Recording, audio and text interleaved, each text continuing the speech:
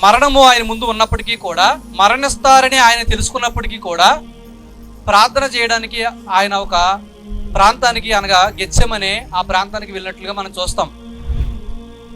మరణము ముందుందని తెలిసి ప్రార్థన చేసిన యేసుక్రీస్తు ప్రభువారు శిష్యులైతే నిద్రపోయే పరిస్థితుల్లో కనబడుతూ ఉన్నారు. అందుకనే మీరు కూడా మేలుకొని ప్రార్థన చేయండి, శోధనలో ప్రవేశించకుండా ప్రార్థన చేయండి అని ఆయన చెప్పినట్లుగా మనం చూస్తాం. మరణం ముందుందని తెలుసు కూడా ఆయన సిద్ధపడిన విధానం ఏదైతే ఉందో అది చాలా ప్రత్యేకమైనది, చాలా ప్రాముఖ్యమైనది. మరణం ముందు ఉంది అని తెలిసిన వారు ఎవరైనా అలా ధైర్యంగా ప్రార్థన చేయగలుగుతారా? ధైర్యంగా జీవించగలుగుతారా? ఎవ్వరూ అలా జీవించలేరు. కానీ ఒక నిర్ణయంతో ఆయన ఈ లోకానికి వచ్చారు. మరణం ముందు ఉందని తెలిసి కూడా మరణాన్ని కౌగిలించుకోవడానికి, మరణాన్ని ఆలింగనం చేసుకోవడానికి ఆయన ఇష్టపడ్డారు.